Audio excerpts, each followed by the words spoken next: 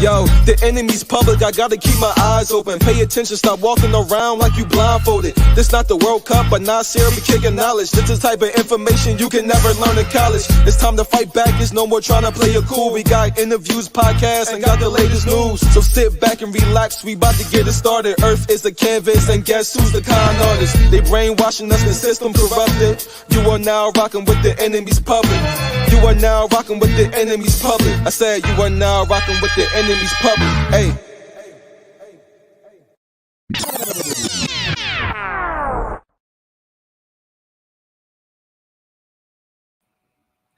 Peace. This is the enemy's public. I am Bro.Nasir, former U.S. Marine Daniel, not worth a penny, turned himself into the New York City police on Friday in connection with the chokehold death of Jordan Neely aboard a subway train. Penny, 24 years old, was placed under arrest for second-degree manslaughter and handcuffed. He appeared in court under police guard and did not enter a plea. Assistant District Attorney Joshua Steinglass said prosecutors conducted a thorough investigation that included interviews with eyewitnesses, 911 callers, and responding officers before moving forward with criminal charges. Video showing Penny putting Neely in a chokehold on May 1st following outbursts from Neely on a F train. Several witnesses observed Neely making threats, Steinglass told the judge. Penny held Neely for several minutes, and at some point Neely stopped moving, but Penny continued to hold him for a period of time, a long period of time, for like 15 minutes, according to witnesses. Penny remained on the scene to talk with police, Steinglass noted. You see, this is like such arrogance, pompous arrogance, and a surety.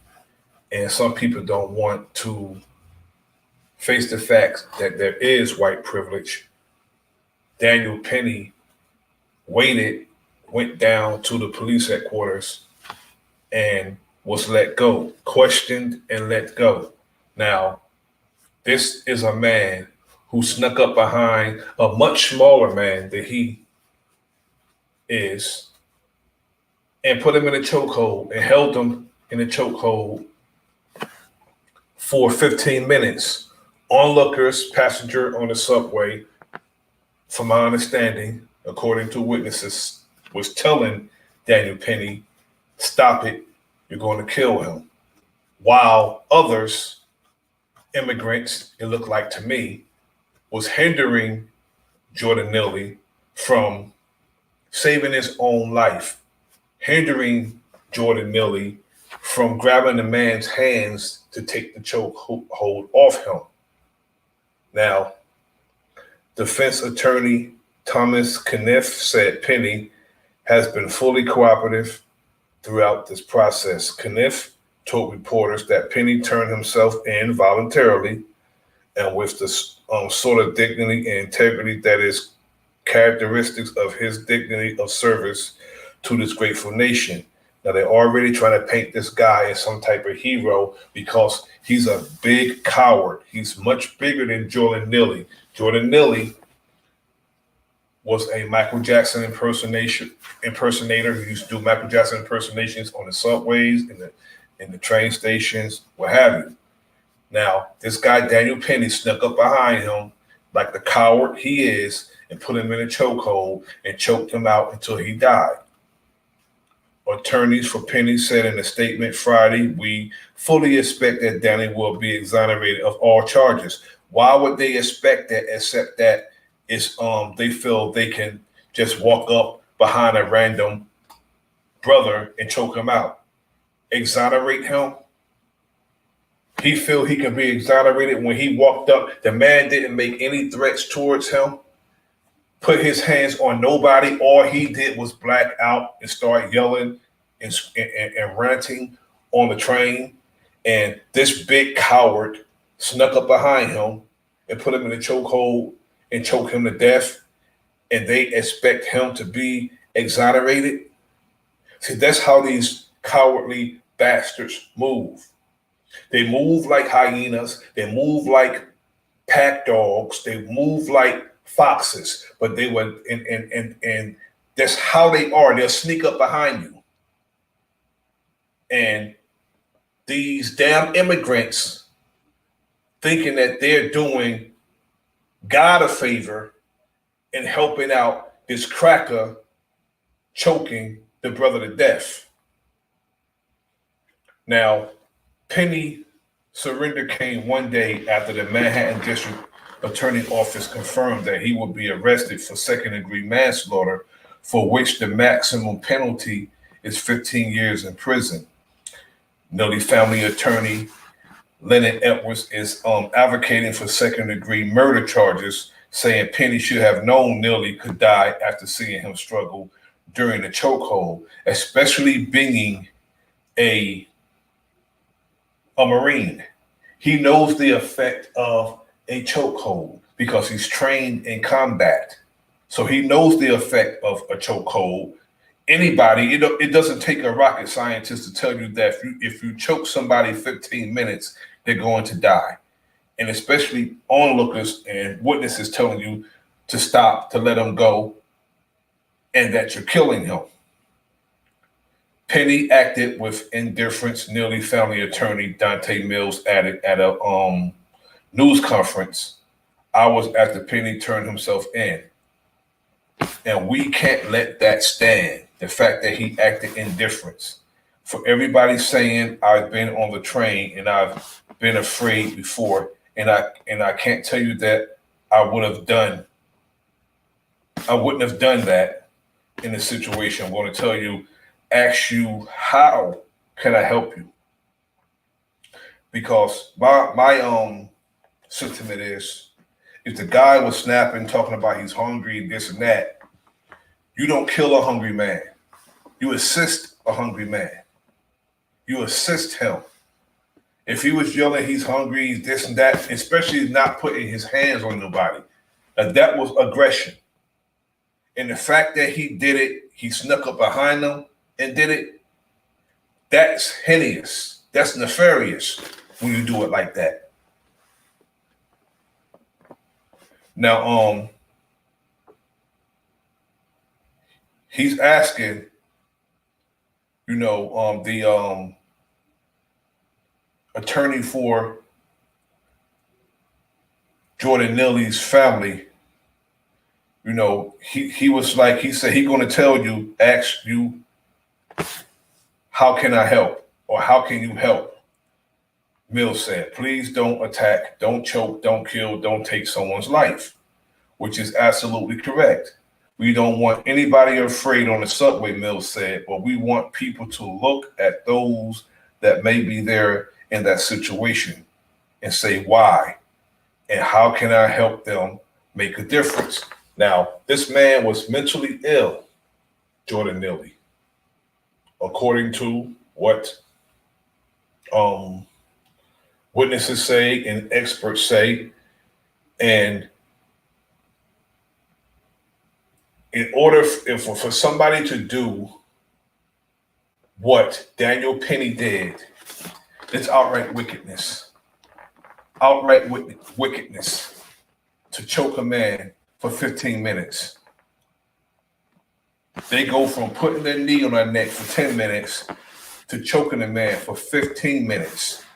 Neely, who was homeless at the time of his death, had a documented mental health history, according to police sources. Neely had been previously arrested for several incidents on the subway, though it's unclear how many, if any, led to convictions. Some witnesses reportedly told police that Neely was yelling and harassing passengers on the train. Now, they said some witnesses reportedly told police. Why? I gather that we'll get to that when the trial start or what have you. They always try to blame the victim and paint the victim as an ugly person. Now they're trying to make it so that random people, when they feel like it, can grab one of us and choke us or do any type of harm to us. They're trying to set that narrative that people can do that. Now, people get frustrated. I see a whole bunch of goddamn crazy ass white people in New York too, and nobody grabbing them and choking them out. There's not a time that I went to New York, I didn't see somebody crazy as hell in New York. The person can run their mouth and talk all they want, as long as they don't put their hands on you. You have a right to defend yourself, but to sneak up behind somebody and choke them, that's not helping nobody. That's not providing no service. That's a cowardly act to sneak up, especially the size difference. He put the man in the chokehold for all that time. It's a big size difference between Jordan Neely and Daniel not worth a penny.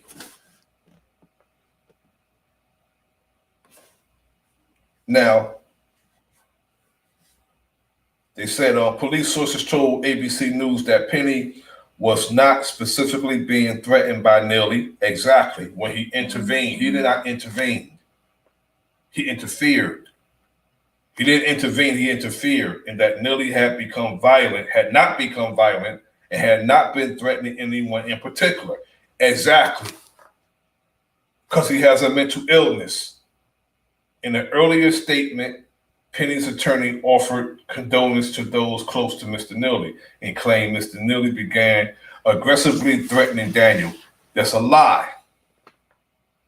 That's a lie, and that the Marine veteran and others acted to protect themselves. That's a lie. A lie. He snuck up behind the man and grabbed him and choked him for 15 minutes. Mr. Neely had a documented history of violent and erratic behavior, the apparent result of ongoing and untreated mental illness, said the statement from the law firm of Razor and Kniff. When Mr. Neely began aggressively threatening Daniel Penny, that's a lie, and other passengers, Daniel, with the help of others, acted to protect themselves until help arrived. Daniel never intended to harm Mr. Neely and could not have foreseen his untimely death. Daniel is telling the goddamn lie, and so is the lawyers. They're telling the damn lie because you put somebody in a chokehold, you're attempting to do harm to him. Peace to the brother Key Norfolk. Now it's like saying that if I didn't mean to kill him when I shot him center mass with my firearm. I didn't mean to kill him. I didn't mean to do no harm to him when I shot him. You grab somebody and you choke them for 15 minutes. He knows the effect of a chokehold. He's a lot bigger than the Michael Jackson impersonator. And there's no way. Now I'm going to show how big this guy is. This guy's huge. He's a big guy.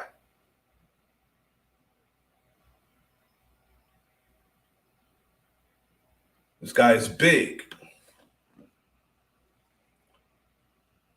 The one in the middle. Look how he's towering over the cops. That's a big guy. He choked the little man in the middle. He's a coward. He's a bitch for grabbing this little ass man down on the bottom and choked him for 15 minutes. You're not going to tell me that the little man, the little brother, is not a victim. He's a victim of a much larger man who decided to grab him and choke him until he died. But they want us to believe that everybody, including him, was scared of this little ass man. It's a little man.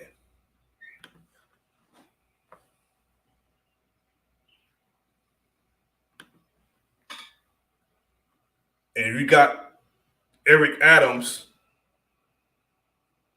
justifying and talking about wait till the investigation happens. It shouldn't have to be an investigation. A much larger man grabbed a small man, choked him. That's about the size of it. This is New York. And he said, and the lawyer said they're sure that he would be exonerated after that. Exoneration? You grab a much smaller man and just choke him to death because he has a mental illness and he was bugging out, didn't threaten nobody in particular.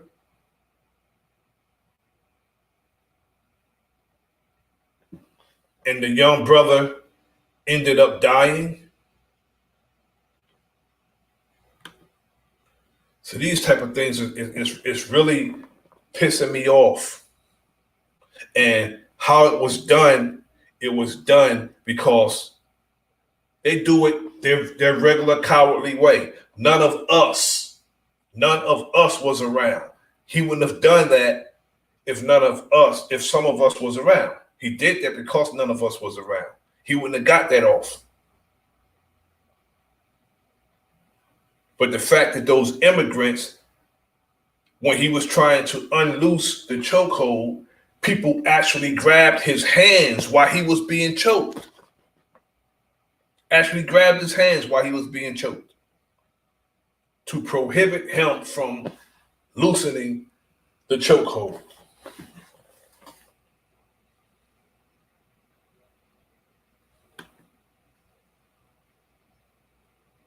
Things have to change. Things have to change. And we can't have Negroes justifying no foolishness like this. We're going to have to hold, people like that accountable. Now, I know for a fact that Eric Adams is a one-term mayor. You got to be a total jackass to vote this guy in the first place because he can barely do his job. He think he's supposed to stand at the rostrum and half speak. Peace to the realist McCoy. How you doing, good brother? He think he's supposed to half speak. Just stand there and be a rostrum mayor. See, they're so quick to put a person that looked like us on white supremacy. See, that's the new trick bag. They'll have somebody who look like us to do their dirty work so they can say, well, it's not racist because we're under the tutelage of a black man or black woman. I'm going to put the link in the chat and we can chop it up for a few minutes. I don't want to stay long, but anybody want to come up, please do.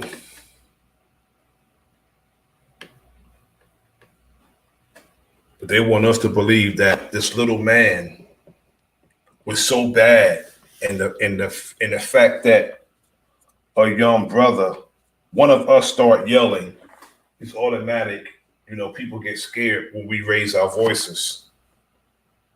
They get really frightened when we raise our voices. When you see cops pulling their guns out, yelling and screaming, get on the ground, get on the ground, sound like crazed goddamn animals. As if that's not crazy as hell.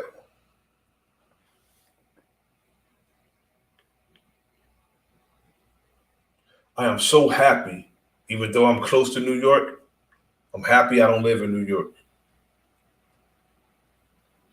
And I couldn't have been on that train. Nope. Or that subway. He'd have got off that brother. He'd have got off him.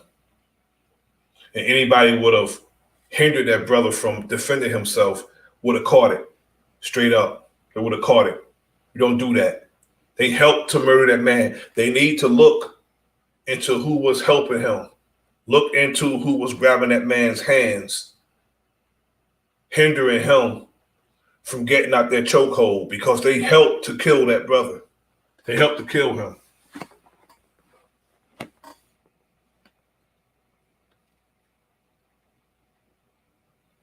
That's why we say we have to divorce the system. That's why we say we can't do the kumbayaism, because we don't have no allies.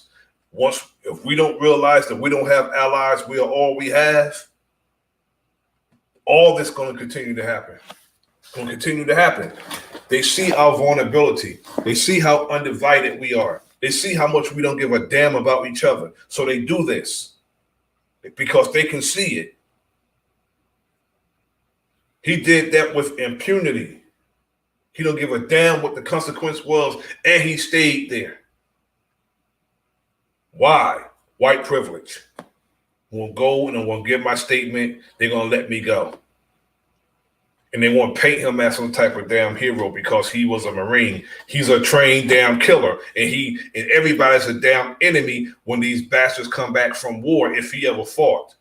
Some of these cats are overzealous and can't wait to do what they learned in their training. They can't wait to do it to somebody.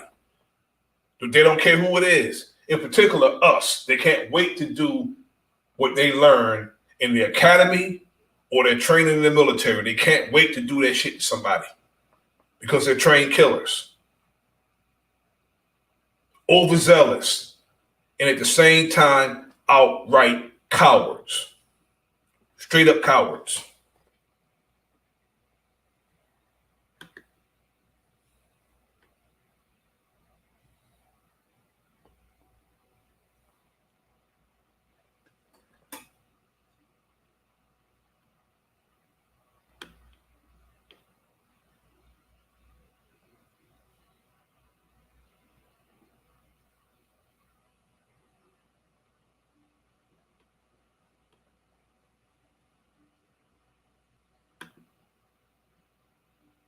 This is the Enemy's Public. I'm Bro.Nasir. Like, share, subscribe. Leave a comment in the comment section. Peace.